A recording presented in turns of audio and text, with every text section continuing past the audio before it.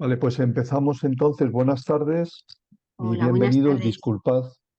Disculpad que este pequeño retraso que hemos tenido. Mm, Agradecemos vuestra asistencia a este encuentro que con destacados representantes del medio fotográfico nacional e internacional venimos desarrollando. Como sabéis, esta actividad, no veo a Isabel ahora. Espera un momento. Porque creo que se ha desconectado otra vez. Sí, me parece a mí que sí. Disculpadnos. A ver si se vuelve a conectar.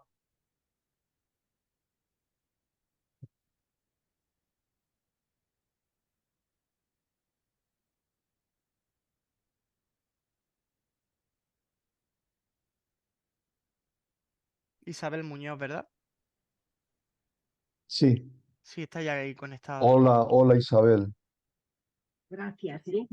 Sí, sí. Hola, ¿qué tal? Hola. Bueno, no te preocupes, ha habido una desconexión. Volvemos al inicio. Bueno, estaba diciendo que bienvenidos a todos, que como sabéis esta actividad parte de una iniciativa de la Asociación de Amigos del Centro Andaluz de la Fotografía y que es posible realizar gracias al concurso y al apoyo del Secretariado de Gestión y Promoción de la Extensión Universitaria de la Universidad de Almería, una actividad que forma parte de su aula de cine. Nuestra invitada en esta ocasión es Isabel Muñoz, a quien deseamos agradecerle el que haya aceptado participar en esta actividad y dedicarnos una parte de su tiempo, que además lo tiene muy ocupado. No, es que Bueno, Isabel coincide. Muñoz nace en Barcelona, es una fotógrafa que destaca dentro de la diversidad de propuestas que caracterizan el panorama fotográfico español contemporáneo, apostando por la técnica de la platinotipia y por el gran formato, con el objetivo de reforzar su discurso, su pasión por el cuerpo como forma de aproximación al estudio del ser humano, una pasión que ya desde sus primeras series marca el inicio de un recorrido por numerosas culturas en las que busca capturar con su cámara el cuerpo humano, abarcando desde sus bailes y luchas tradicionales hasta ciertas realidades y problemáticas en las que decide centrar la mirada estableciendo un compromiso social. La fuerte presencia que Isabel Muñoz ha adquirido dentro de la realidad artística contemporánea queda reflejada en el reconocimiento a su trabajo a través de distintos premios y menciones, como la Medalla de Oro al Mérito en las Bellas Artes, la obtención en 2 ocasiones del WordPress Photo, el Premio Nacional UNICEF España a la Sensibilización y Movilización Social, el Premio Foto España, su reciente incorporación como académica en la Real Academia de Bellas Artes de San Fernando, o el Premio Nacional de Fotografía que lo obtuvo en el 2016. Con motivo de él, se dio forma a la exposición La antropología de los sentimientos, en la que en ella se construye un recorrido temático en torno a la representación del cuerpo humano, desde los mismos orígenes de la humanidad, la espiritualidad, la locura, los límites y extremos del cuerpo, la dimensión social de lo corporal y finalmente la sexualidad y el deseo.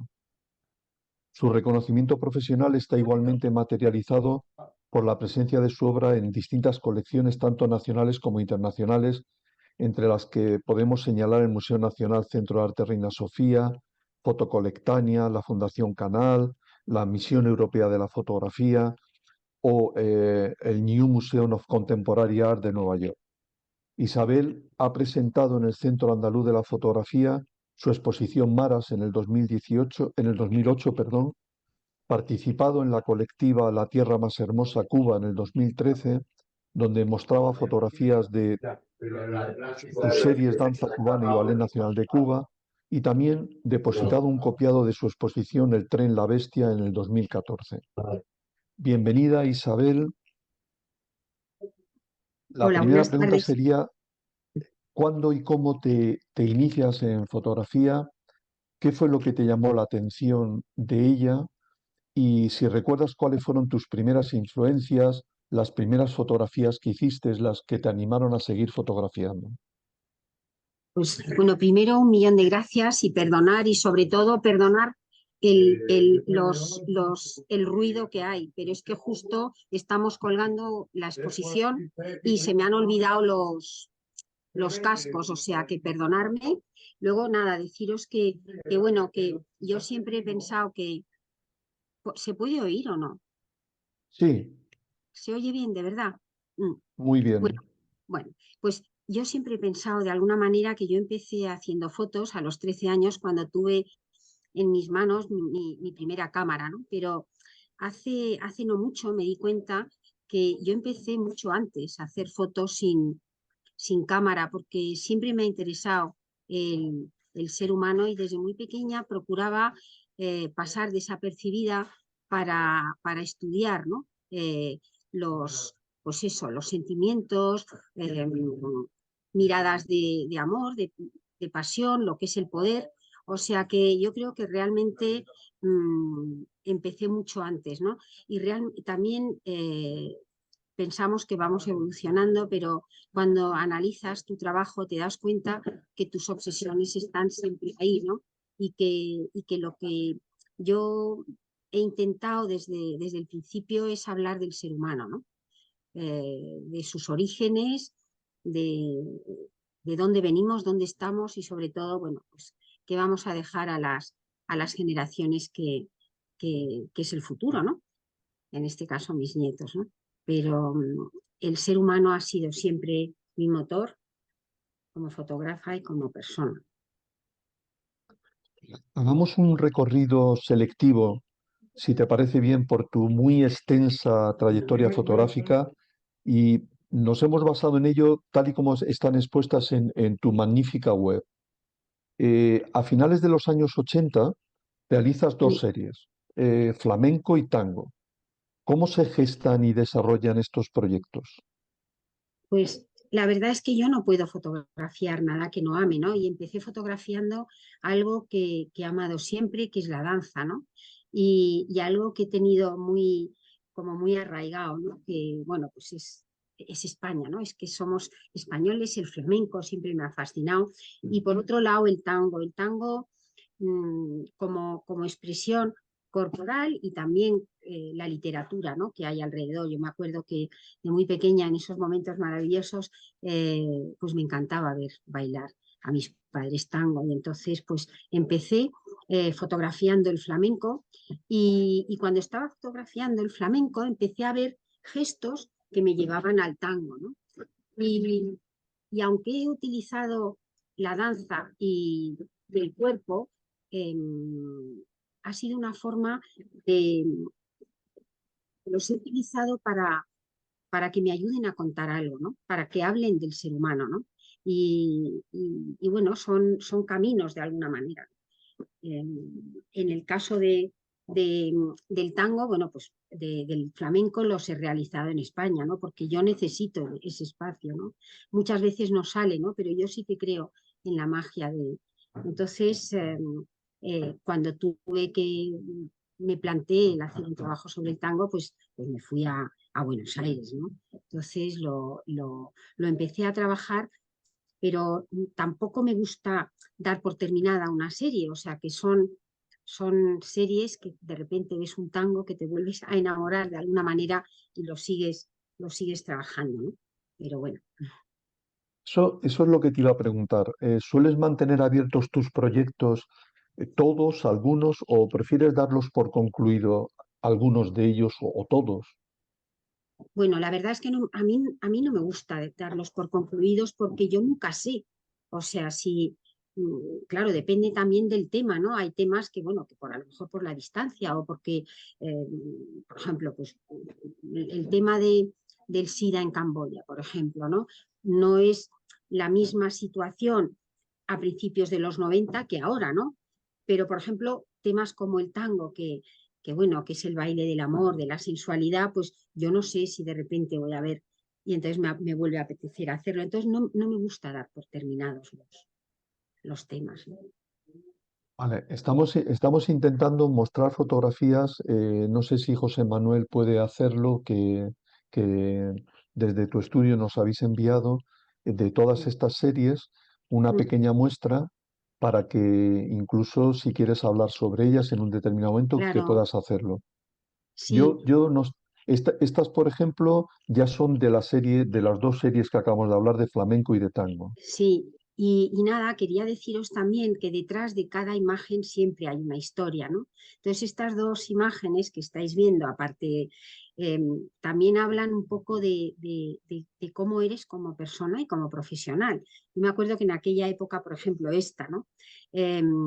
Trabajaba con Polaroids, ¿no? Y ya sabéis que cuando quieres captar el movimiento, entre el momento de decidir que el cerebro recibe esa orden y que la cámara la capta, hay como un instante, ¿no? Entonces, en este caso, en la Polaroid se veía la, la, la suela esa blanca del bailarín y cada vez que la intentaba volver a hacer realmente no se veía, ¿no? Entonces, si no saltó 300 veces y al final la conseguí, ¿no? Que era una de las cosas que me pasaba siempre con el tema de la Polaroid, pero en esta la verdad es que le tengo un especial cariño por eso. Eso solo lo puede hacer un bailarín, porque los bailarines aman tanto lo que hacen que si lo tienen que repetir 300 veces lo repetirán, ¿no? Por eso me gusta trabajar con ellos. Muy bien. En los primeros años de la década de los 90 realizas las series Toros, Oriental y Oriental Arquitectura. ¿Qué puedes decirnos de estas series? Pues mira, de la serie de los toros, que yo estuve 5 años trabajando y fascinando y fascinada por ese mundo, ¿no? Lo que pasa que precisamente después de cuando realicé la serie de los primates, desde que conocí ese mundo ya no puedo defender como yo defendía eh, la tauromaquia. Entonces me encuentro en un momento complicado porque por un lado me sigue fascinando la fiesta, todo lo que representaba para nosotros, pero por otro lado, después de haber visto, ¿no?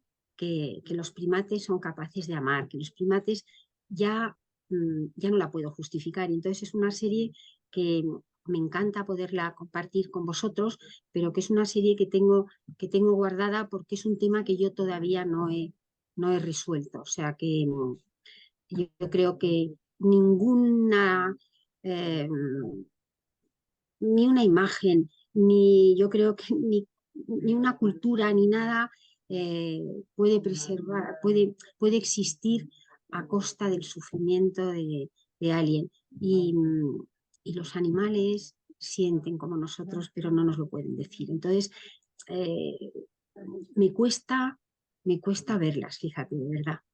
Y bueno, pues eso es. Pero sí es un trabajo que realicé durante 5 años y luego todo el tema de oriental arquitectura fue a raíz de, en aquella época y sobre todo me pasa mucho, una serie me lleva a la otra, ¿no? Porque vas descubriendo cosas, ¿no? Y cuando estaba trabajando sobre el tango, de repente empecé a ver la similitud que podía haber con, eh, con, la, con la danza oriental. Eh, Perdona, no el tango, el flamenco. Y entonces fui a investigar sobre eso, estuve varios años y me di cuenta que, claro, que son raíces que vienen de alguna manera de la India y que han bajado o bien por, por, por el norte de Europa hasta España, o bien por Turquía, el norte de África, y que cuando han llegado esas corrientes, la diferencia que hay entre las distintas danzas son realmente las diferencias culturales. Claro, no, no tenemos ni culturalmente ni expresamos el amor, la sensualidad de la misma forma, ¿no? Entonces, bueno, pues me interesó la danza oriental y luego iba descubriendo también todas esas arquitecturas, ¿no? Como por ejemplo esta, que es la de la pirámide de Saqqara, que además ahora la estamos viendo y nunca más la volveremos a ver así, porque desgraciadamente sabéis que cuando la estaban restaurando se vino abajo y pues para mí, bueno, pues es un poco el antes y el ahora, ¿no? bueno, son imágenes que les tengo un especial cariño. No sé si se ve también en la boca de Ramsés, que la verdad es que me interesa muchas veces fraccionar el cuerpo y muchas veces visualmente, sensorialmente, la piel se convierte en piedra o al revés, como en este caso, ¿no? que es piedra y la podrías acariciar como la piel. Y de esta tengo una anécdota que a mí me hace gracia, ¿no? Y que habla un poco de cómo vemos muchas veces las imágenes, ¿no? Yo siempre he visto la foto así, pero me acuerdo que se compró esta imagen y de repente me llaman diciendo, oye, pero no caben las medidas que nos has mandado, y es porque la estaban intentando colgar vertical, que si tú la ves vertical es otra cosa, ¿no? Pero bueno, que eso, habla de eso. Yo no sé lo que estáis viendo, porque de ahí también bajamos. Estáis viendo esa, ¿no? Porque ahora luego vamos Sí, al, ¿no? sí. ¿Qué Sí. te impulsó a adoptar la platinotipia como técnica de revelado fotográfico? Sí, bueno, porque en aquella época estaba haciendo toda una búsqueda sobre la sensualidad, ¿no? del ser humano y lo importante que es, porque no podemos vivir sin esa sensualidad. Y cuando era la época del analógico y bueno, cuando revelabas tenías ese papel varitado maravilloso, pero que es un papel frío de alguna manera. Y yo pensé, si en algún momento pudiera yo imprimir sobre el papel de acuarela, ese papel de acuarela me daría podrías añadir a la pieza la sensualidad de ese papel de acuarela, porque yo creo que necesitamos tocar con los dedos, pero también con la vista. Y es cuando me planteo investigar sobre todas estas técnicas, que llevo ya, cuando yo lo pienso, digo, ¡ay, qué horror! Yo creo que llevo ya hasta más de 50 años investigándolas. Y eso fue lo que me llevó. Al final me quedé con la platinotipia por, por la profundidad de negros, por muchas cosas, ¿no? Y bueno, pues de la platinotipia en blanco y negro, y he ido a la platinotipia en color, y la verdad es que soy una persona que nunca está contenta con lo que hace, porque siempre pienso que lo puedo hacer mejor, ¿no? De alguna manera. Y cuando ya conozco algo, me gusta ya salir de mi zona de confort, investigar en otra forma de contar, de alguna manera, ¿no? Entonces, bueno, pues la platinotipia fue el principio de muchas investigaciones y sigo, ¿no? Posteriormente, a mediados de los 90, realiza Roma barroca, fragmentos y danza cubana. ¿Cómo surgieron? ¿En qué consisten? Bueno, pues la verdad es que lo de Roma barroca fue un regalo, porque un regalo del destino. Yo creo en el destino, ¿no? Luego lo tienes que aceptar, ¿no? Pero en este caso era un proyecto con Gerard Massé, eh, que había escrito un libro maravilloso sobre el barroco en Roma, y me propuso, oye, ¿te apetece que vayamos y tal? Y descubrí la sensualidad de este barroco maravilloso de Bernini, de Borromini, y espacios como este que estamos viendo. Yo sí que creo en la magia de los espacios, y hasta ahora, lo que pasa que ahora luego al final os contaré con este último trabajo que he descubierto, era mi espacio mágico. O sea, cuando, además, claro, ahora ya no lo ves así, ¿no? Porque lo han restaurado, ya es más un poco una tarta de nata, pero en aquel, ahí sí como lo estáis viendo, ¿no? Que entra esa luz, esa energía, de repente entran los pájaros y tal. Es un espacio que para mí yo tenía algo muy especial.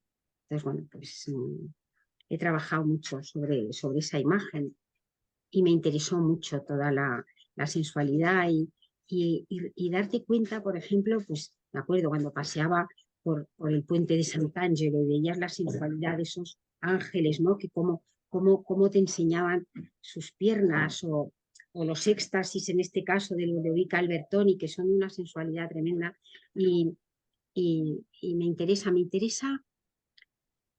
fotografiar, que es algo que lo suelo hacer, ¿no? Cuando la piedra está viva, ¿no?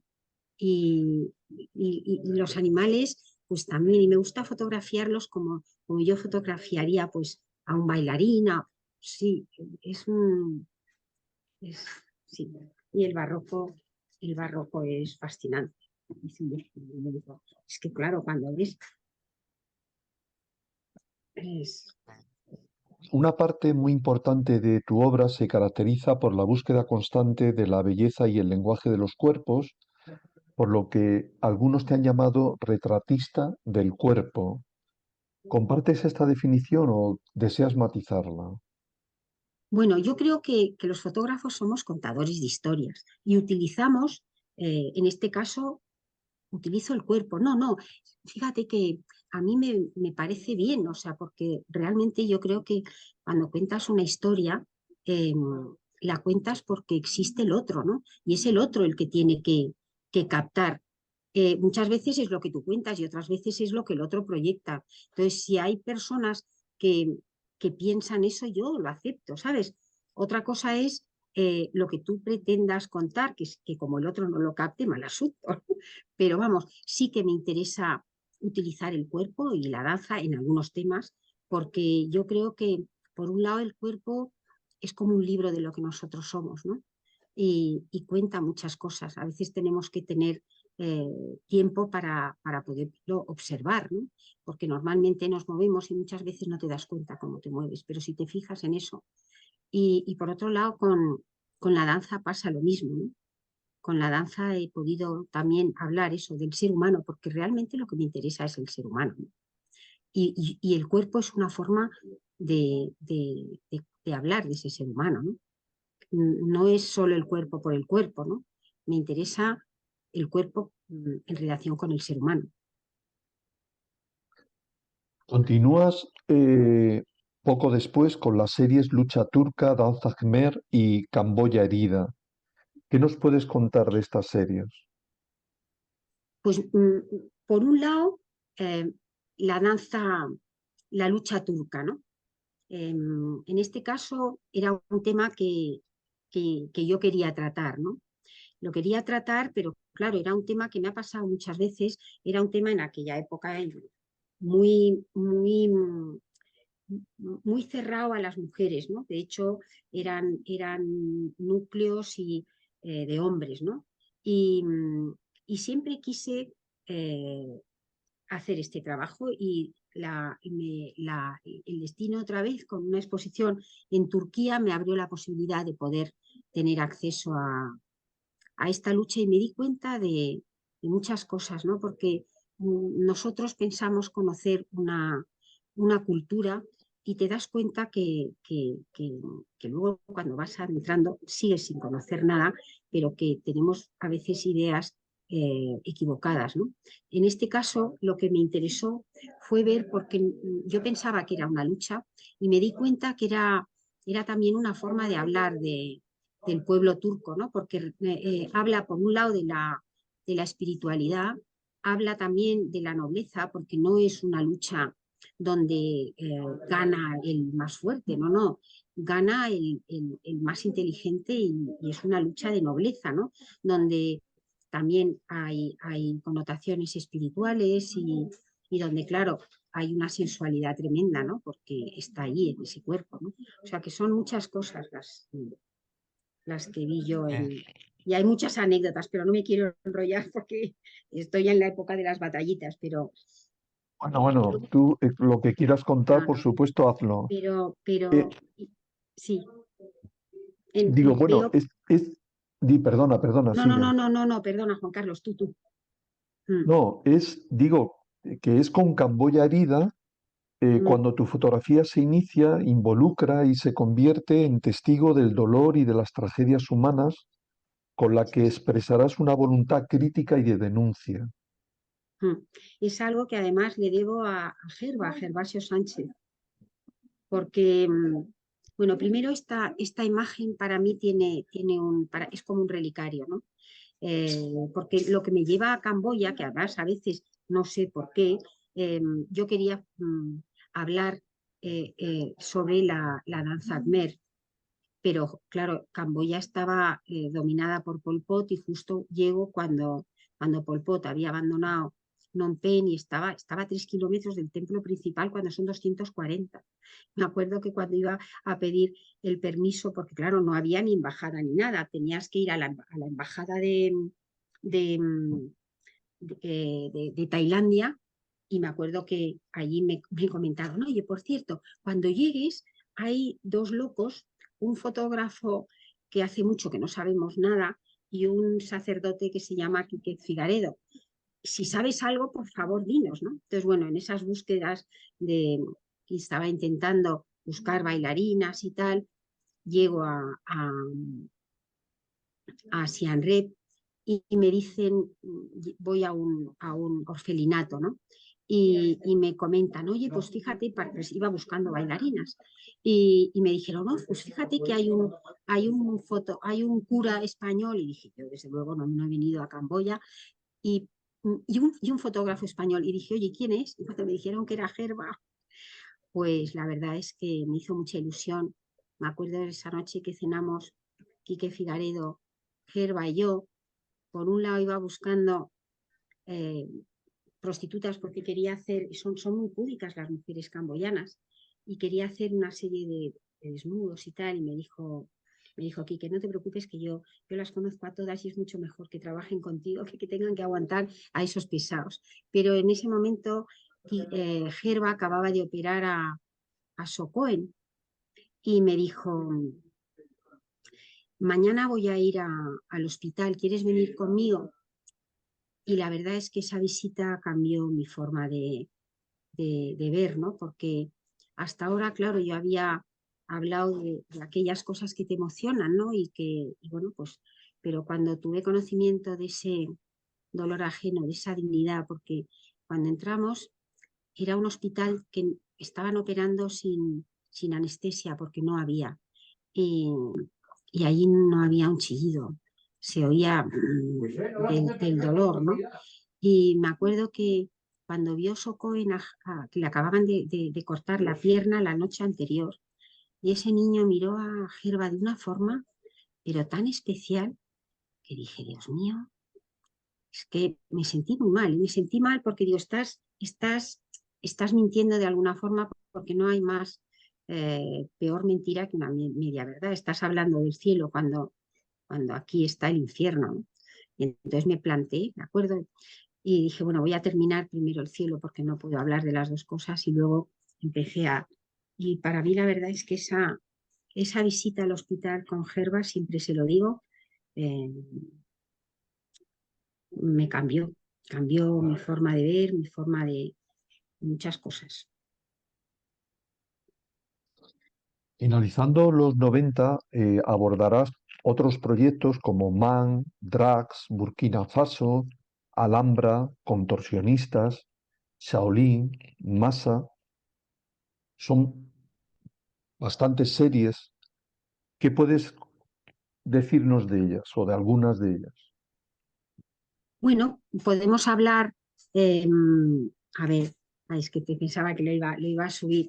A ver, pues hay, Sí, sí, mira, por ejemplo, el tema de las drags, ¿no? O el tema de los contorsionistas. Fue un trabajo precioso. A mí siempre me ha interesado el, el tema de género, y en este caso quise hablar, ¿no? de las drags, de las reinas de la noche, ¿no? Entonces estuve trabajando con, con algunas de ellas, con muchas, pero sobre todo estuve trabajando con el grupo de las Caimanas, y fue muy bonito porque estuve trabajando más de un año. Claro, mm, cuando tú fotografías, o por lo menos yo creo que a todos nos pasa de alguna manera, no solo tienes que amar lo que haces, sino que acabas creando un vínculo muy especial. Y hubo un momento muy bonito porque entré bueno, pues en el sitio donde se cambiaban y tal, y vi que estaban emocionadas de alguna manera, ¿no? Y, y fue bonito porque me dijeron que, dice, hemos aprendido tanto, dice, con tu cámara, dice, porque, bueno, fue, la verdad es que fue muy bonito. Y desde entonces son muy amigas mías. Además, bueno, la vida les ha tratado muy bien.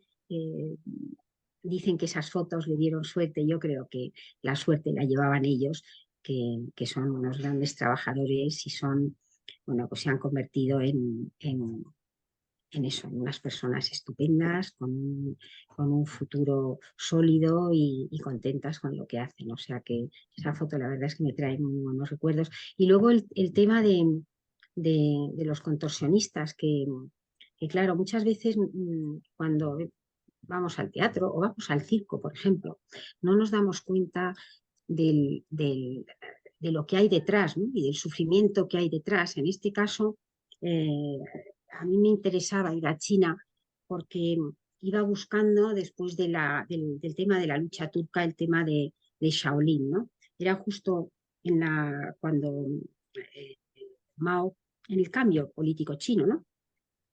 Entonces me entero de que siempre me ha interesado el circo, que había una escuela de contorsionistas en Beijing, ¿no? Y tuve la oportunidad y la suerte de poder fotografiar. Y en esta foto que vosotros veis y que lo que se ve también es el sufrimiento de todos estos niños, la cantidad de caídas, la cantidad para poder llegar a eso, ¿no? Entonces, bueno, pues hay una anécdota rápida, es que tampoco no sé el tiempo que me voy a mirar. ¿No?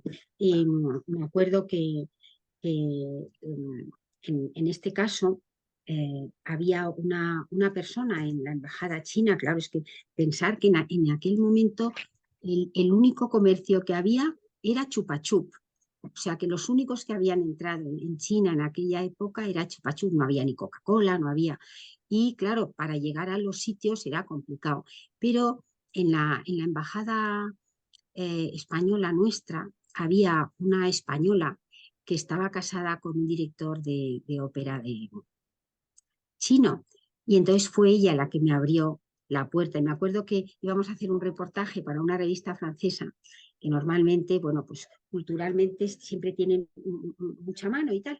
Y cuando le dije, no, no, yo es que me fui a hacer Shaolin porque se me abrió la oportunidad y le dije, oye, ¿quieres que le pida a esta persona que te dé acceso a la escuela de contorsionistas? Y me dijo, no, no, no, no, ya verás cómo yo lo organizo y tal. Y me acuerdo que cuando volvía de avión a avión, le habían mareado durante una semana y no tuvo acceso a la escuela. Pero bueno, que son anécdotas, es que la imagen, claro, es la memoria también. Y te vienen a la mente muchas cosas, ¿no? Pero bueno, que hay muchísimas historias y hay otra que En la, también. Sí, dime. no, te iba a decir que en la serie Drags utilizas el color. ¿Cuándo Sí, y por qué decides utilizar el blanco y sí, negro o el color? ¿Qué temas o claro. situaciones Pues mira, son las que te hacen decidirlo? sí, yo siempre pensé que era una fotógrafa de blanco y negro, pero una de las cosas que he aprendido en la vida es no estar segura de nada y estar abierta a los cambios. En el caso de las drags, empecé a fotografiarlo en blanco y negro, pero había algo que no me gustaba y me di cuenta de lo que era, ¿no? Y era que estas personas, ¿no? Que tardaban 4 y 5 horas para hacer su personaje, para ser las reinas de la noche, no les podías quitar esa luz y ese color. Y es cuando empecé a hacer color con eso, ¿no? Luego hay otros temas, por ejemplo, que son tan, para mí, que son tan, eh, que no puedes, porque el blanco y negro de alguna manera, yo creo, ¿no? Te distancia, ¿no? O sea, ves la realidad de otra forma, ¿no? Pero hay temas que tienen que ser en color, porque tiene que, tiene que ser rápido, ¿no? O sea, que según el tema, yo ahora elijo color y blanco y negro, depende de lo que yo quiera contar, pero lo de las drags fue por eso. En la primera década del 2000, capoeira, ballet de Víctor Ullate y Ballet Nacional de Cuba, Irán, Cuenca y el Imperio de los Sentidos, Etiopía y Van. otra vez una multitud de proyectos enorme. ¿Qué puedes contarnos de estas series? Bueno, pues por ejemplo, mm, en capoeira, en man, era más el tema un poco de la danza, el Ballet Nacional de Cuba, que fue, eh, fue un trabajo también que luego se publicó en El País y tal, iba buscando eso, la danza de alguna manera y contar, bueno, pues hablar de Cuba de otra forma, ¿no? Pero si subes un poquito más, bueno, trabajar con Víctor Ullate fue maravilloso porque, bueno, siempre me ha gustado, ¿no? Trabajar con bailarines porque tienen una conciencia especial del cuerpo, de la vida, son generosos, ¿no? Y realmente Víctor Ullate ha sido muy generoso porque ha creado, o sea, para un bailarín, ¿no? que, que, que, que emplea tanto tiempo, ¿no? Y que es una ilusión de vida y tal, ¿no? El tener un maestro que te lo transmite todo y que te ayuda a llegar, como ese hombre, y luego trabajar con él fue muy fácil. Podíamos, tenía toda la libertad, ¿no? de poder hacer, ¿no? Y estos bailarines me lo dieron todo. Y por otro lado, el trabajo de, de Cuenca para mí también fue un momento importante porque además por eso es bonita la historia porque era un proyecto que tenía Cuenca con Publio López Mondéjar y tal, y que era que cada año un fotógrafo hablaba de Cuenca. Y en mi caso yo me acuerdo que cuando me lo proponen, digo, pero Isabel, ¿qué puedes añadir tú a... Y estuve a punto de decir que no, y sin embargo me dio me abrió a muchas otras cosas. Por ejemplo, después de Cuenca viene Etiopía, ¿no? O por ejemplo, esta foto le tengo un especial cariño, ¿no? Porque cuando decido que sí, es Antonio, ¿no? Y habla de, claro, me encontré en Cuenca, estoy hablando de una cuenca que yo, claro, pensé que no existía, porque eh, pensamos que estábamos tan avanzados y sin embargo, en este caso es Antonio que tuvo que vivir su sexualidad toda su vida escondida, ¿no? Y justo hacía 2 años que su mujer se había muerto, a la que quería muchísimo, tiene 2 hijas y tal, y entonces cuando le voy a fotografiar me saca de su armario una bolsita de plástico con el traje que solo se lo podía poner, claro, cuando había fiestas de disfraces. Entonces, cuando este hombre me da eso, y empezamos a trabajar y tal, y yo estaba feliz de poder compartir con él y tal, y de repente él estaba tan contento que llamó y ahora voy a llamar a mis hijas, y dije, Dios mío, ya me he quedado sin sesión. Y no, fue muy bonito porque fue un momento muy agradable con él, con sus hijas, y le sigo viendo y pienso que qué bien, ¿no? Que por lo menos a partir de entonces ha podido vivir su sexualidad de una forma libre, ¿no? Entonces, bueno, pues se habla de cómo ha cambiado nuestro país. Y bueno, hay muchas, sí. Y luego en Irán, que es otro país claro, que me fascinó porque muchas veces tenemos ideas preconcebidas de los países. La gente es un país maravilloso y la gente es más maravillosa aún. Y me acuerdo que, bueno, estuve yendo porque me llevó allí una exposición y, y luego el deseo de poder trabajar en los gimnasios de Alá, otro sitio que no estaba permitido a las mujeres en aquella época, pero que al final lo conseguimos. Y cuando, bueno, pues creas amistades, ¿no? Y yo no tuve oportunidad de ir a BAM, pero un año después del terremoto vinieron unos amigos y me contaron el estado en el que estaba la gente después del terremoto. Y es cuando yo, que si ponéis, porque esta es lo de los gimnasios de Ana, pero si pones una foto más arriba, la de Marci escribiendo, no, arriba, esta. Y entonces no lo pensé 2 veces y me fui a, a BAM, hice todo un trabajo sobre eso, sobre las promesas y los desastres, porque siempre me obsesionó que cuando vivimos una tragedia de alguna manera, en el momento en que pasa, todo el mundo está allí, como pasa en estos casos, ¿no? Y vienen y tal. Y cuando realmente te quedas tú solo con tu dolor, con esa falta y tal, que es cuando más necesitas, pues te encuentras como estaba esta gente, ¿no? En este caso es Marcie, que era una niña de 16 años, que perdió a toda su familia y que estaba en el orfanato. El orfanato, para que os hagáis una idea, habían construido como unos conex, no construido, cogido, ¿sabes? Los conex, que no sé cómo se llaman, las cosas, donde ponen las cosas de las obras, ¿sabes? Que son como de lata. Bueno, pues vivían allí. Era una niña monísima. Me acuerdo que iba con un iraní guapísimo. Y claro, entonces una de las cosas que hacía era fotografiarlos en el sitio donde ellos habían vivido de alguna manera. Y en este caso era la casa de su hermana, que acababa de dar a luz y que ella nunca pudo conocer a los gemelos que tuvo la hermana, ¿no?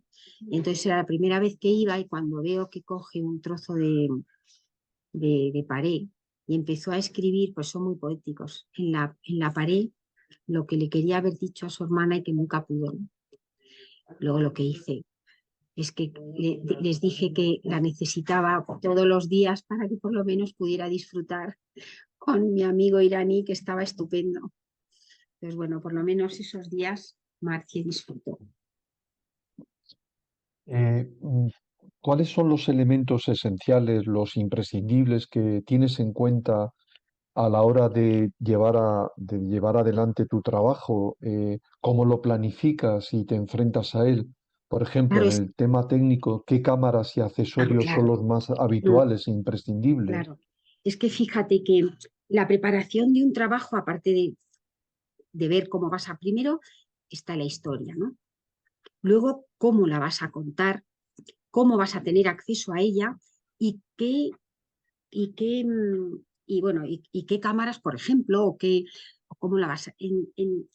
yo soy fetichista, entonces cada trabajo, además yo sí que creo que cada cámara te da una cosa, ¿no? Entonces, bien porque técnicamente te ofrece una cosa o bien porque...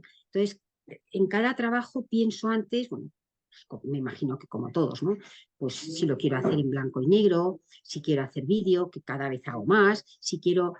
Y entonces en función de eso veo la cámara que voy a llevar. Normalmente, como he aprendido de muchos errores, siempre llevo dos cámaras, porque si una te falla, que te falla a veces, entonces pienso mucho la cámara que voy a llevar.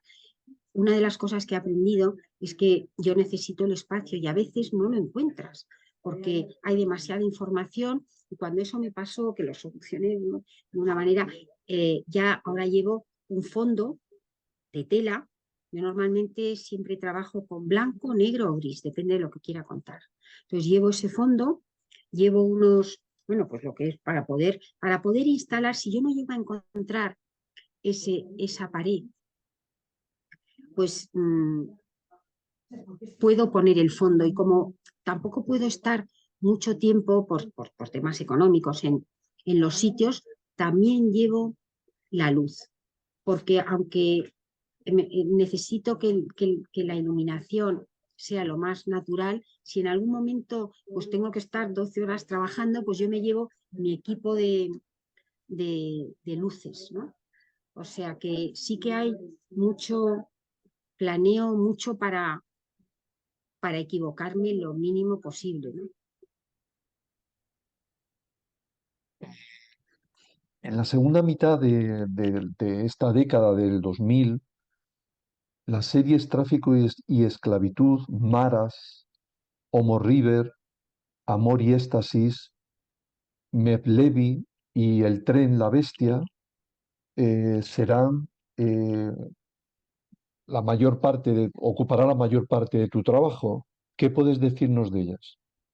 Mira, si yo no sé, estáis viendo ahora, por ejemplo, lo de Etiopía, ¿no?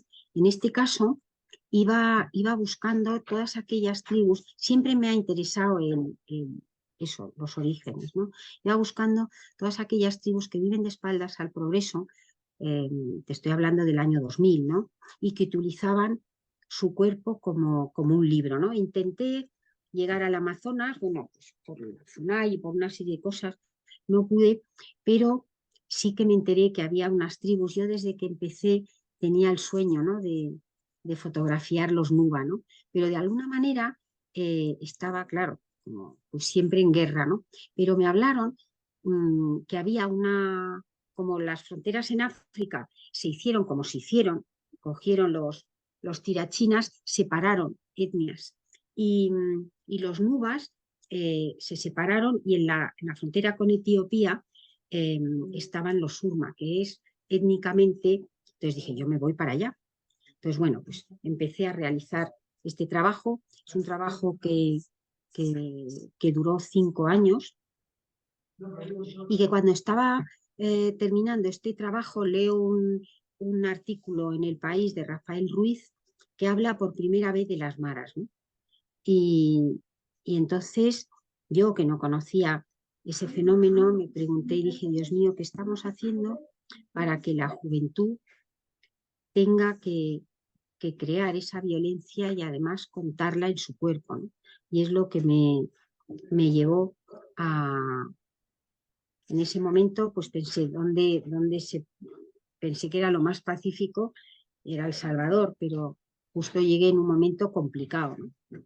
Pero empecé a trabajar sobre el tema de las maras, tuve además la oportunidad de poder trabajar con las dos, tanto con la 13 como con la 18, y ahí también me di cuenta de una cosa, y es que ahí tuve, la verdad es que bastantes problemas, porque, claro, yo no puedo fotografiar nada que no amo. Y yo decía, Dios mío, Isabel, cuando volvía a la pensión donde estábamos, me decía, Isabel, pero ¿cómo puedes amar a un asesino, ¿no?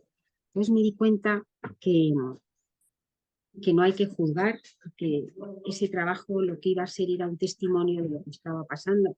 Luego me fui dando cuenta también que cuando ya te metes más culturalmente, que en este caso no había ni víctimas ni victimarios, que era una violencia que no tiene forma de explicación, pero que era fruto de esa gran pobreza y de esa cultura, ¿no? Donde las mujeres eh, tienen que educar a sus hijos, son familias monoparentales, tienen que sacarlas adelante, muchas veces de distintos padres, ¿no? Cuando tienen que trabajar y ganan de sol a sol $150, cuando en aquella época me acuerdo que unas Nike costaban 120. Son niños que, se crían en la calle y donde pues sin ningún tipo de esperanza, ¿no?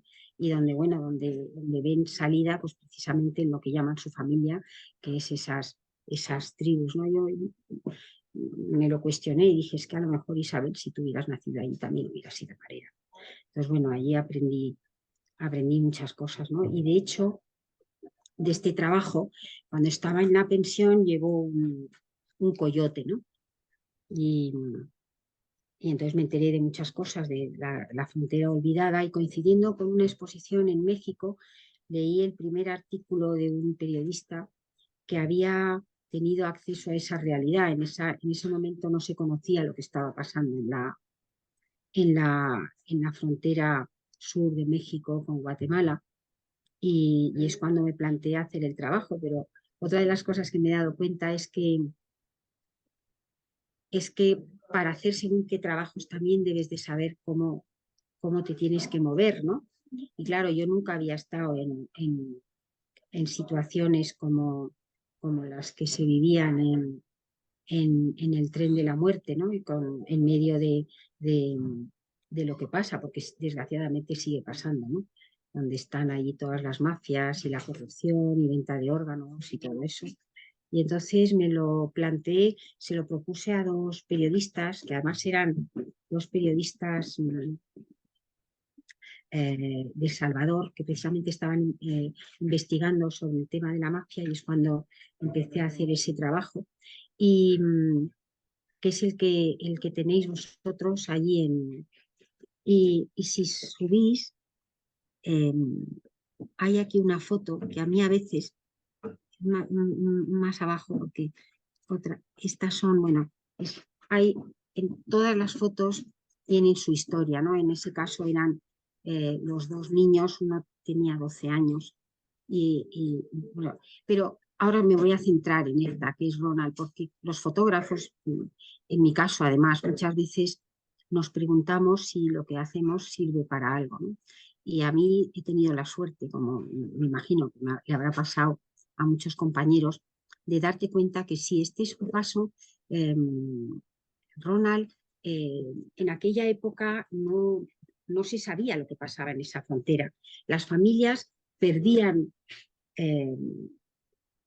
la información de sus familiares, porque muchas veces, como en este caso, Ronald, el tren les había cebado las piernas, otras veces, pues por eso se llama el tren de la muerte, pero en este caso y claro, nunca vuelven, y por vergüenza no se atrevían a llamar, y esa exposición que viajó por todo Sudamérica y Centroamérica sirvió para que en los países de origen supieran de alguna manera lo que estaba pasando. Y en este caso, claro, tampoco puedes ir a todas, ¿no?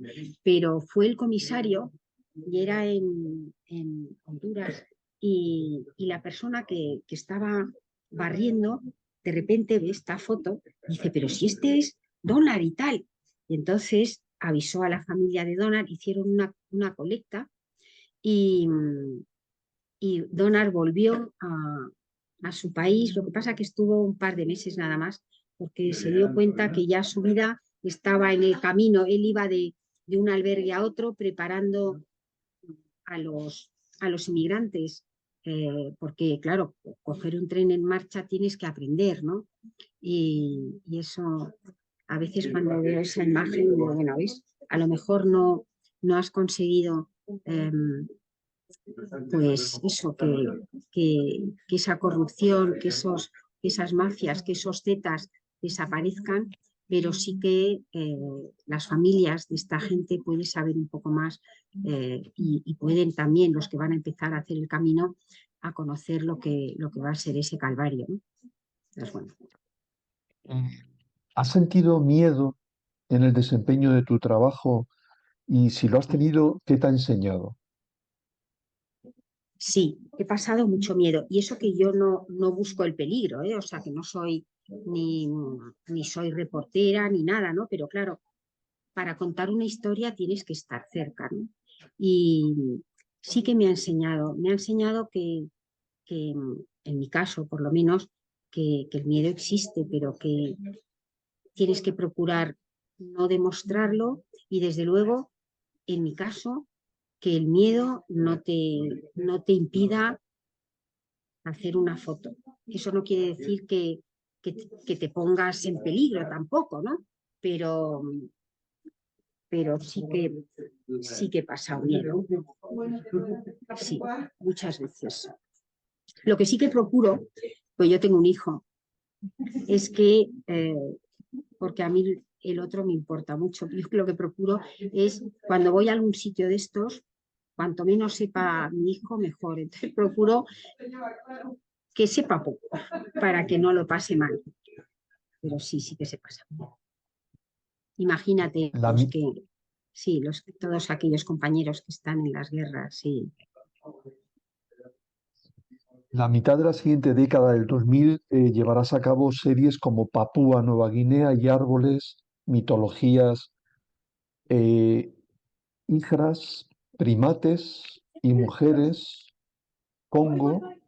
¿Qué puedes contarnos de estas series? Uy, mira, si quieres, si volvemos a... bueno, no sé cuánto tiempo. Uy, queda poco tiempo.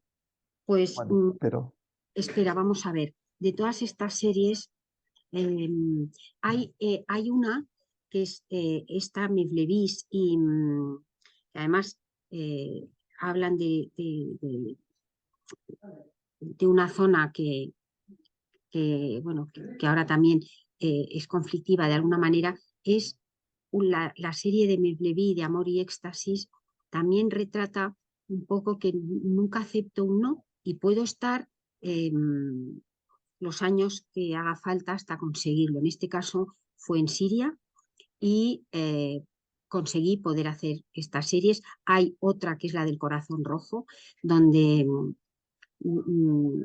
justo muy poco antes de una exposición me entero que hay una tarica en Estambul, en Turquía, que aceptan desde el año 96 a la mujer poder practicar la sema. Entonces me voy allí y luego esta parte de abajo, que es Amor y Éxtasis, forma parte de todo un trabajo que he realizado sobre, y es una búsqueda de muchos años, sobre ese hilo tan fino que hay entre el placer y el sufrimiento, lo que es sufrimiento para unos y lo que es placer, pero siempre unido al misticismo, ¿no?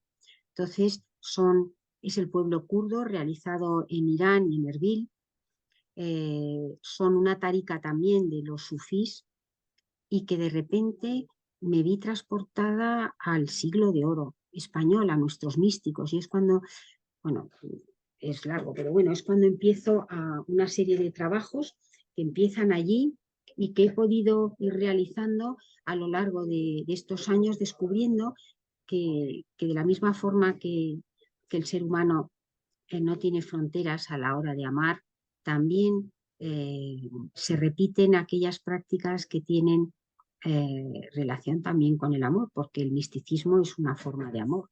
Y bueno, lo he seguido en la India, con las distintas, en China, y bueno, pues este es como el principio. Y luego más abajo está todo el tema de Nueva Guinea, Papúa, que también es esa búsqueda de los orígenes, y es allí cuando en una de esas montañas me di cuenta que, Isabel, te pasas toda la vida buscando los orígenes y tribus, cuando el eslabón más cercano en esos momentos son los primates, y es cuando yo me propongo ir al Congo, bueno, no, me propongo fotografiar los grandes simios, ¿no? Y bueno, tengo un accidente que tuve que esperar un par de años para ir, pero al final pude realizarlo y la verdad es que me cambió también la forma de ver la naturaleza. Ahora veo la naturaleza de otra forma.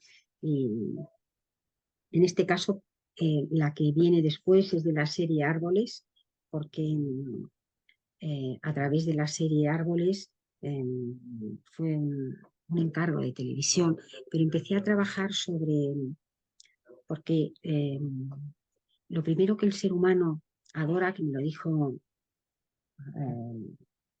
dijo Arzuaga, lo primero que se adoró, y es verdad, fue la naturaleza, ¿no? Y entonces empecé toda una serie sobre los árboles además que se mueven y son muchas veces como bailarines, ¿no?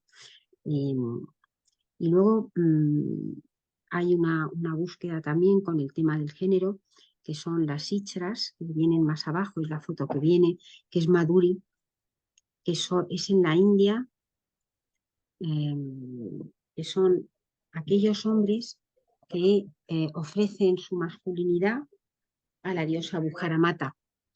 Eran desde la época de los Vedas, y que cuando los marajás tienen poder, les dan mucho poder, porque cuando ellos se tenían que ir, daban, como si dijéramos, el gobierno de sus posesiones y de sus casas a estas hijas. Cuando viene Gandhi y su hija, sobre todo, bueno, y termina con los marajás, se quedan como en una especie de limbo, ¿no? Y entonces en la India, que además está prohibida la homosexualidad, y pues hay muchos hombres que ofrecen precisamente por amor esa masculinidad, ¿no? Pero bueno, es una imagen que a mí me gusta, pero bueno. Y luego, bueno, aquí hay más sobre metamorfosis y son búsquedas y tal. A ver más, porque es que como hay poco tiempo. el tema de los primates también, y del álbum de familia, lo que yo pude aprender de ellos. Y el tema de cuando estoy precisamente en el Congo buscando los bonobos, que son los más cercanos a nosotros, me encuentro con Kadi Azuba, que le acababan de dar el premio Príncipe de Asturias, y me cuenta lo que estaba pasando en el Congo, en el este del Congo, ¿no?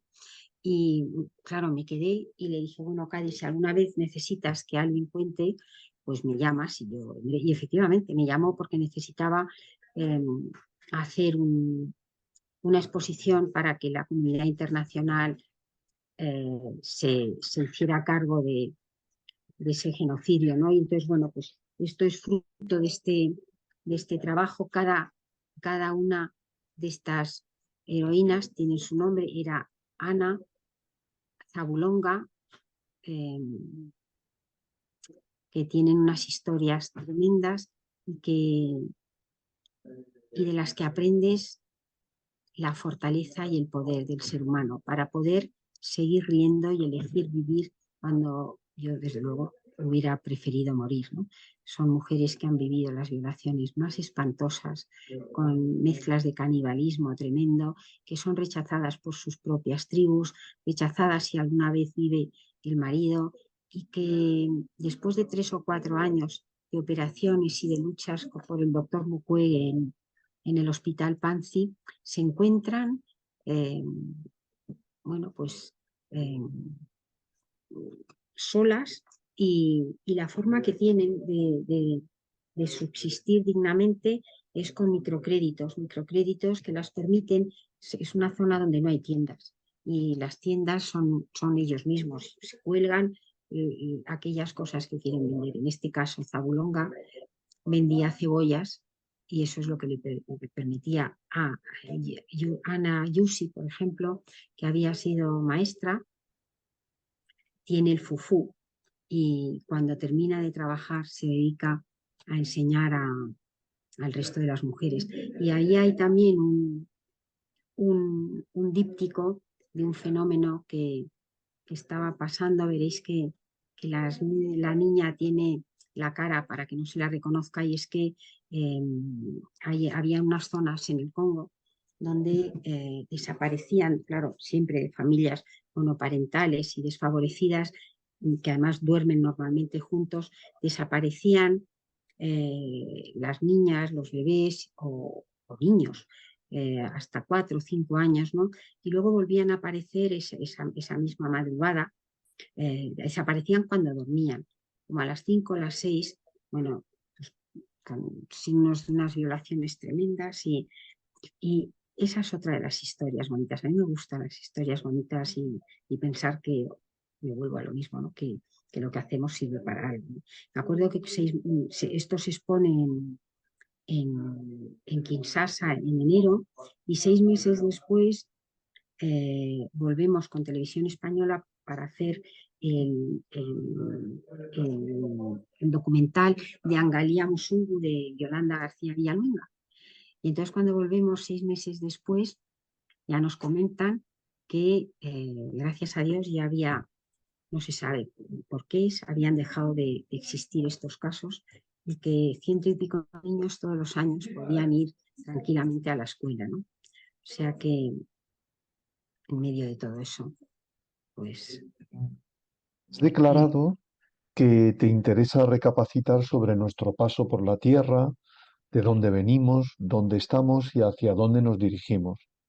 ¿Cómo ha cambiado tu mirada en tu ya larga trayectoria profesional y tu visión del mundo y de la humanidad? Bueno, es curioso porque aprendemos mucho, y sigo aprendiendo, ¿no? Y yo creo que la mirada sigue estando allí, el respeto y el amor al otro sigue estando ahí, ¿no? Y, a pesar, ¿no?, de que la vida es lo que es, ¿no? Es con sus luces y sus sombras, eh, a pesar de todo, yo sigo creyendo en el ser humano, ¿no? porque sí que creo que estamos todos compuestos de una parte de luz y una parte de oscuridad, ¿no? Y que bueno, que todos la tenemos de alguna manera, ¿no? Entonces, lo que sí que yo creo que he aprendido mucho y que cada vez hago menos es juzgar. Una de las cosas que me he dado cuenta es que antes juzgaba, ¿no? Y te indignas, pero de otra forma. No sé, es algo extraño. Yo creo que nos hacemos viejos, pero sí que, a pesar de todo, ¿no? Yo creo que aceptas más las cosas, ¿no? Aceptas más al otro, te aceptas más a ti mismo. Y yo creo que cada vez estás más abierta y con la misma ilusión de seguir aprendiendo, ¿no? Pero bueno. Finalizando esta última década, realizará series como Metamorfosis, Nueve Gods y Agua, Deauville. ¿Qué puedes hablarnos de estas series? A ver, por ejemplo, sí, Metamorfosis. Siempre son en esa búsqueda también me enteré de, claro, de un grupo de jóvenes que, que no están contentos de alguna manera con la vida que les toca vivir y quieren crear mm, su propio personaje de alguna manera eh, y se malforman la cara para crear una cara que no la cara que Dios les da o su madre les da, sino la que ellos quieren, ¿no? Que es una forma también de descontento con eso, con la vida que tienen que vivir, pero también es otra búsqueda a esa tribu, porque necesitan pertenecer a una tribu, y a esa búsqueda de sus orígenes, ¿no? Y entonces cuando me entero de esto, y que además, bueno, pues que realizaban sus pensiones y todo eso, pensé, digo, dónde lo voy a fotografiar? Y pensé, voy a hacerlo en México, porque la gente en México son de verdad, ¿no? O sea, cuando hacen esas ceremonias, lo hacen porque... Y entonces fui a México y es cuando trabajé con todos ellos, ¿no? Y sé que además es un descontento que no solo pasa en México, sino que pasa en el mundo entero y que yo creo que algo no estamos haciendo bien para que la juventud de alguna manera necesite. Pero lo ves, como te decía antes, aceptando la libertad de cada uno, porque cada uno somos libres, ¿no? Pero, pero ahí pasa algo. Entonces, bueno, esa serie es... No, pero no puedo, sí, subir. A ver, y luego deciros que aunque nosotros veamos dolor, en ningún caso es dolor, porque, por ejemplo, me acuerdo que la estaba realizando en- era Viernes Santo, y además era más o menos las 3 y tal, y cuando bajó esta niña que era tan especial, yo la llamaba como Mowgli, porque era, y me dijo, ¿sabes, Isabel? Dice, he durado más que ninguno. Dice, y he disfrutado tanto. Y además pensar que, que soy mujer y que he podido estar más rato que ninguno de ellos, ¿no? Y también habla un poco de la fotografía, ¿no? De lo que transmite, de lo que quiere contar el fotógrafo, pero lo que luego hay. Porque yo me enfrento a esta fotografía y pienso que ahí hay dolor.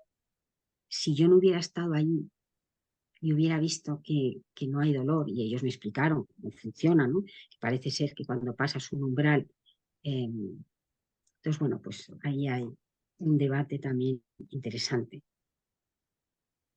Y luego Nine Gods forma parte también de esa búsqueda eh, de en qué otras religiones de alguna manera eh, utilizan ese filo que os he comentado entre el dolor y el placer como un tema de amor y de misticismo. En este caso es un grupo es una comunidad china que sale de China cuando Mao y se instala en Tailandia. Y todos los meses de octubre eh, hacen estas ofrendas a sus dioses, ¿no? En este caso, fíjate, yo cuando veo esta imagen, a mí me da paz. Pero claro, y sabes que es la forma que han tenido ellos de entrar en éxtasis, ¿no? Y luego cuando estaba precisamente realizando ahora viene agua, el imprescindible de Yolanda, de García Villalonga, quería Yolanda empezar el documental con lo último que estaba haciendo. A mí siempre, yo soy mediterránea y el mar siempre me ha fascinado, ¿no? Y yo me acordaba de cuando yo era pequeña y en la Costa Brava y eso, tú podías ver el camino que dejaban las estrellas en el mar. Y me acuerdo que hablando por teléfono con uno de los cámaras, me dijo, ¿sabes, Isabel? Me dice que el 30% de todos los peces que nos comemos son plástico. Y en ese momento pensé en mis nietos, digo, Dios mío, y en las generaciones, y le dije, oye, nos vamos ahora mismo. Y 3 días después estábamos en Murcia trabajando porque a mí no me gusta trabajar con modelos, necesito, y porque además creo en ello, ¿no? No puedes contar, transmitir, por ejemplo, amor si no hay amor, ¿no? Y en este caso trabajé con activistas, con periodistas, con gente que de verdad sentían esa necesidad, aunque lo veáis como telas, son todas aquellas, son ¿cómo se llama? Lo que cubre todos los hay, cuando plantas, las plantaciones, todos estos plásticos que luego se tiran al Mediterráneo, que de hecho ya hay una autopista que recorre todo el Mediterráneo, pasa por Cádiz y sube por Galicia hasta el Ártico, ¿no? Entonces es cuando empiezo, ese trabajo sigue, porque es una forma de eso, de contar, ¿no? Y hablar sobre el cambio climático, el mar, ese mar que nos lo da todo, no nos pide nada a cambio. Entonces, bueno, pues, y luego, pues, a mí, aquí Deauville, por ejemplo, a mí me gusta mucho tener encargos, siempre que te dejen la libertad de poderlo realizar, porque soy una persona muy obsesiva y entonces cuando entras y sales de esa obsesión para entrar en un encargo y poderlo contar como tú quieras, también es una forma de crecer. Y en este fue de esos proyectos de cómo contarías tu Deauville y gracias a ello pude descubrir los caballos, ¿no? Entonces cuando me dijeron eso, pues dije yo, ¿cómo veo Deauville? Para mí eran caballos y agua. Y es cuando tuve la oportunidad de trabajar con una persona que hablaba con los caballos y poder realizar esta serie que ves. Y luego a ver ¿qué más hay? Bueno, y luego es Japón. Finalmente, eso es, finalmente tus últimas series, Japón, Somos Agua y Origen, ¿qué puedes decirnos de ellas? Sí, pues rápidamente, mira, Japón es una de esas series que he tardado 25 años en poder realizar. Yo cuando estuve en el año 92 lo intenté, pero quería trabajar con el buto, lo que yo pensaba que era una danza, hasta que me di cuenta que era un movimiento sociopolítico. El hecho de ser mujer en aquella época, me imagino, era un círculo muy cerrado de hombres y no hubo forma, pero yo estaba allí y esperaba. Y una exposición comisariada por François Cheval en Kyotographie en el 2016 me abre. Entonces, dije, bueno, pues ¿cómo vas a contar Japón? Pues a través de su mitología, ¿no? Y aprendí muchísimas cosas, ¿no? Pude trabajar con bailarines de buto, que luego también quise fotografiar, porque claro, son tus obsesiones, ¿no? Nace a la vez que el tema del agua y del mar, y ahí se unieron las dos cosas, ¿no? Me di cuenta, ¿no? Por ejemplo, ¿no? Cómo nos puede fascinar la cultura japonesa, ¿no? Y es y cómo están ellos fascinados por la nuestra, ¿no? Porque de repente empecé a ver, digo, Dios mío, pero si esto es un paseo por nuestro barroco.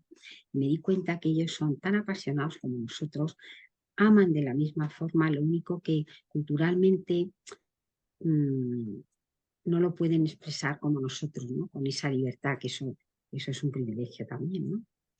Y bueno, y ahí, claro, dije, bueno, Dios mío, conociendo los que conocéis Japón, digo, sí, yo quería fotografiar lo que no se ve, ¿no? No me interesa el Japón de los in translation, ¿no?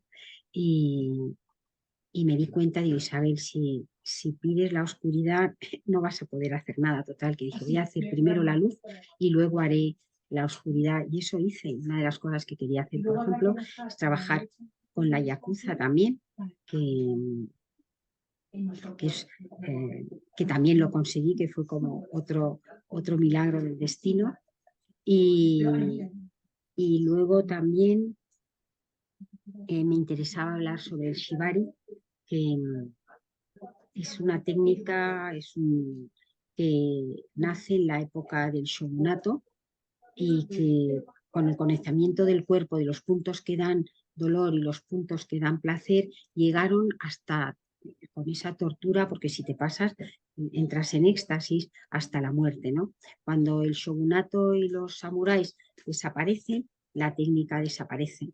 Y a finales del 19, en Francia se empieza a utilizar y lo llaman bondage, pero entre guerras vuelve a Japón con una serie de ritos.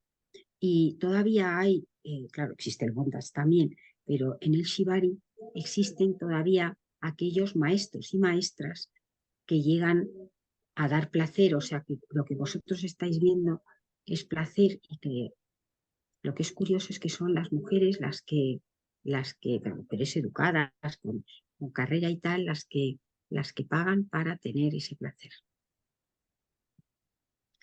Y luego aquí también es que es un proyecto, yo en Japón, cuando quiero contar Japón, que lo quería contar debajo del agua, su mitología, había una diosa que era la diosa de la luz, que, que, que es Amaterasu, ¿no? Entonces quería buscar una apneísta y entonces me presentaron a Ifutaki.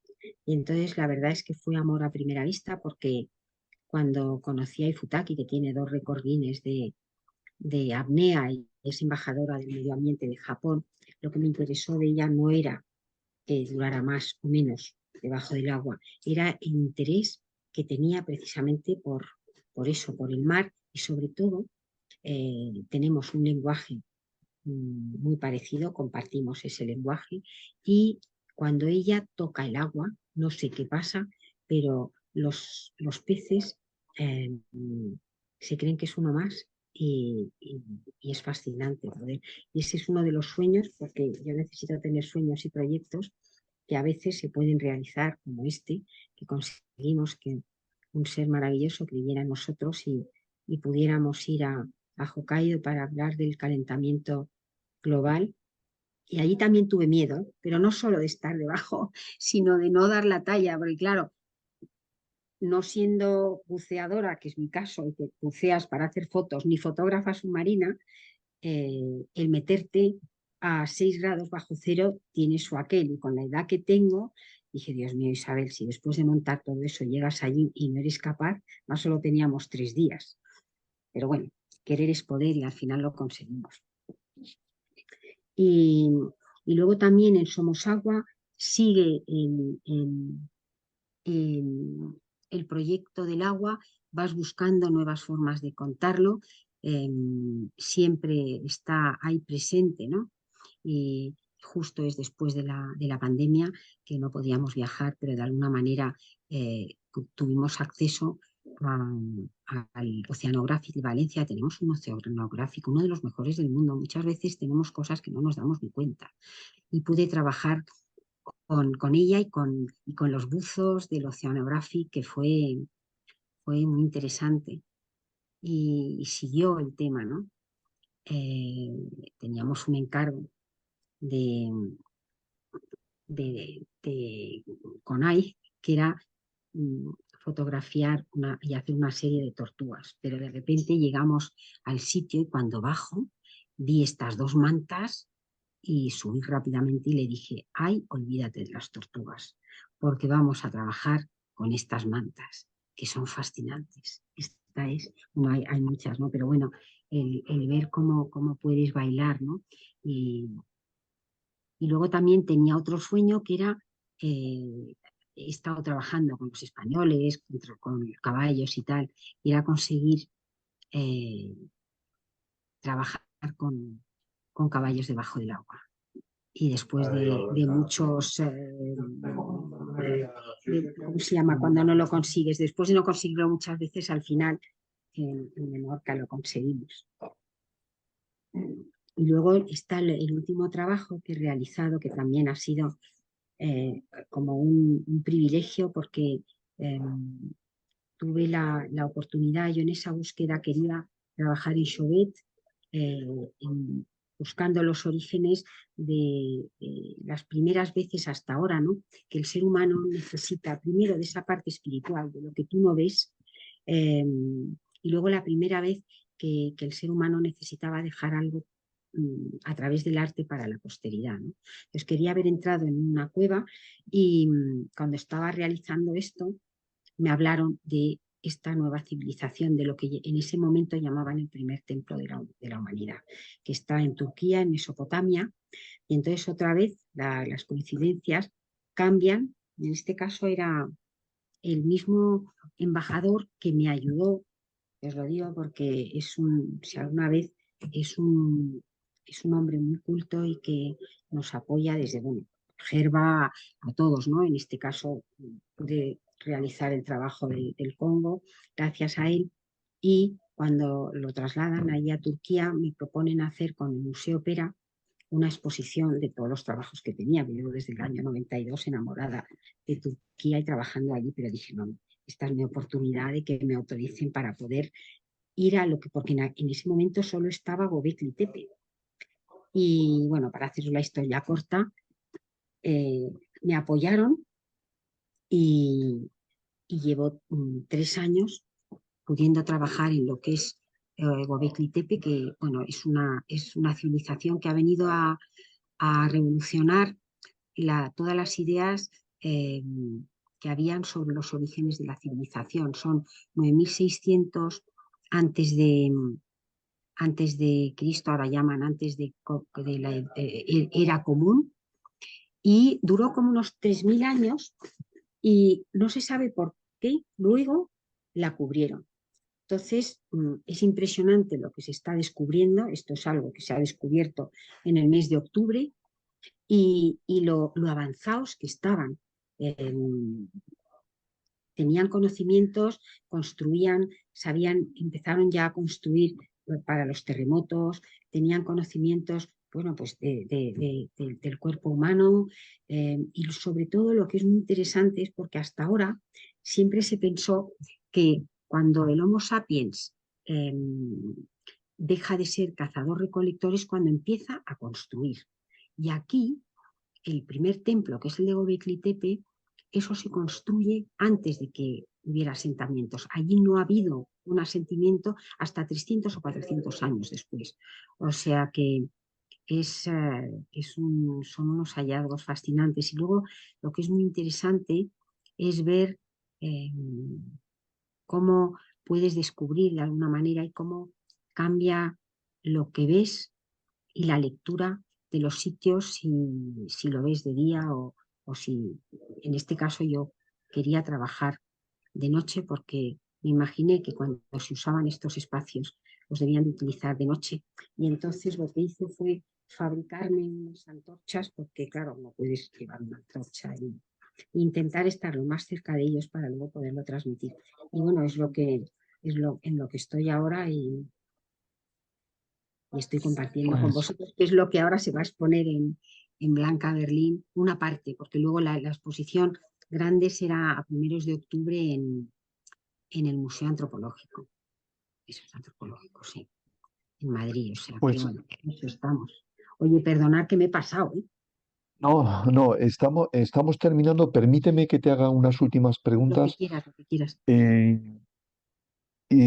¿qué opinas sobre la inteligencia artificial, sobre su relación con la fotografía y los escenarios que se pueden abrir?